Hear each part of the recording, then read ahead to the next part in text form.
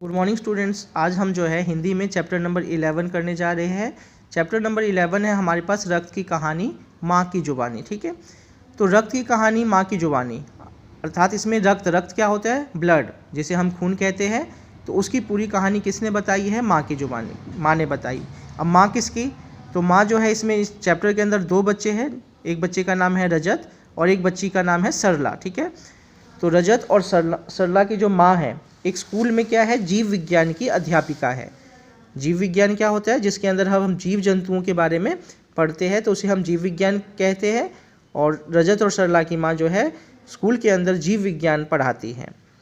अच्छा, इस कहानी के अंदर बताया गया कि एक बार जो है रजत के हाथ में क्या हो जाता है? चोट लग जाता है। और जब रजत के हाथ में चोट लगता है तो खून बहने लग जाता है। उसकी माँ बाहर से आती है और वो रजत के अंगूठे पर पट्टी बांधती है। पट्टी बांधने के बाद क्या होता है? खून बंद हो जाता है। तो यह देखकर सरला और रजत जो है वो उत्सुक हो जाते ये जानने के लिए कि पट्टी बांधने के बाद जो है वो खून बंद क्यों हो गया। ठीक है, तो वो अपनी माँ के पास जानते हैं और पूछते हैं कि माँ, ये जो पट्टी बांधने के बाद जो है वो खून बंद क्यों हो गया? तो माँ ने कहा कि तुम चलो, मैं तुम्हें जो है खून के बारे में पूरी जो है कहानी आपको बताती हूँ कि खून किस तरीके से बनता है, खून कैसे जो है काम करता है। तो माँ ने बताना शुरू किया। माँ ने क्या बताया?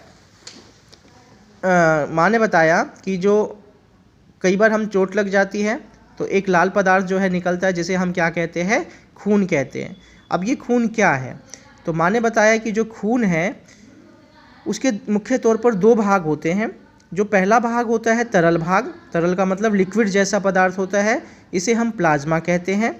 और दूसरा भाग छोटे छोटे कई तरह के कण होते हैं जो इस लिक्विड वाले पार्ट यानी प्लाज्मा में तैरते रहते हैं। इन कणों में से कुछ लाल होते हैं और कुछ सफ़ेद होते हैं। जो ठोस होते हैं, जो कण होते हैं ठोस, जो प्लाज्मा के अंदर तैरते हैं, कुछ तो लाल रक्त होते हैं और कुछ क्या होते हैं? सफ़ेद कण होते हैं।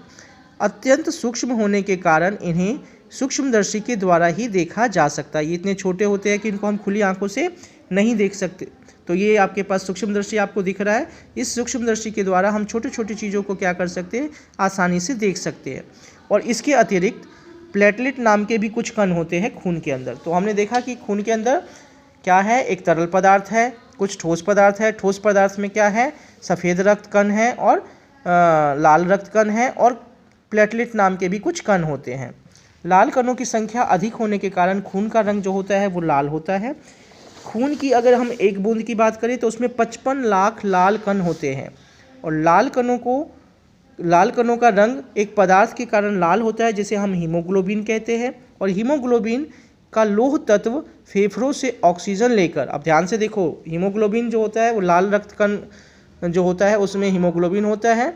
और हीमोग्लोबिन का जो मेन काम क्या होता है? तो यह लौह तत्व फेफड़ों से ऑक्सीजन लेकर उसे शरीर के विभिन्न भागों में पहुंचाता है। हीमोग्लोबिन का जो मेन काम है वो क्या है?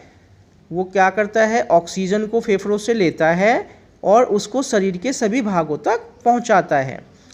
हमारे शरीर में अगर किसी कारणवश हीमोग्लोबिन की मात्रा कम हो जाए तो उसे खून की कमी यानी अनीमिया कहते हैं। खून की कमी हो जाती है हमारे शरीर के अंदर किसी वजह से, तो इस बीमारी को हम क्या कहते हैं? अनीमिया। यदि हमारे भोजन में लौह तत्व और विटामिन पर्याप्त मात्रा में हो तो शरीर में हीमोग्लोबिन की उचित मात्रा बनी रहती है। माँ का अंतिम वाक्य पूरा होते ही रजत बोल पड़ा, माँ, लौह तत्व और विटामिन हरी सब्जियों में से मिलते हैं ना? बच्चे ने पूछा कि क्या माँ, ये जो लौह तत्व है ये कहाँ से मिलते हैं? विटामिन से और हरी सब्जी से मिलते हैं। माँ हंसकर बोली, हाँ बेटा, इसलिए हमें हरी सब्जियों और फल आदि का भरपूर सेवन करना चाहिए। तो इसमें हमने क्या पढ़ा? देखो, हमने ये पढ़ा जो खून होते हैं उसमें दो पदार्थ होते हैं। दो पदार्थ, एक लाल रक्त होता है और एक सफ़ेद रक्त, जो ठोस होते हैं। और उसके अतिरिक्त क्या होता है? उसके अंदर प्लेटलेट्स होती हैं। ठीक है, अच्छा, खून में जो हीमोग्लोबिन होता है जिसकी वजह से खून का रंग क्या होता है? लाल होता है। अगर हम एक बूंद खून की बात करें तो उसमें 55 लाख जो है वो क्या होते हैं? लाल रक्त कण होते हैं। अच्छा, हीमोग्लोबिन जो होता है वो क्या काम करता है? तो वो हमारे फेफड़ों से क्या करता है? ऑक्सीजन को लेता है और शरीर के सभी भागों तक पहुंचाता है। हमारे शरीर में अगर किसी कारणवश हीमोग्लोबिन की मात्रा कम हो जाती है तो उस बीमारी को हम कहते हैं अनीमिया। और ये अनीमिया की कमी ना हो इसके लिए हमें क्या करना चाहिए, लौह तत्व और विटामिन जो है पर्याप्त मात्रा में लेनी चाहिए। ठीक है, अब ये लौह तत्व कहाँ से मिलेंगे आपको, तो ये लौह तत्व जो है विटामिन्स और हरी सब्जियों से मिलते हैं।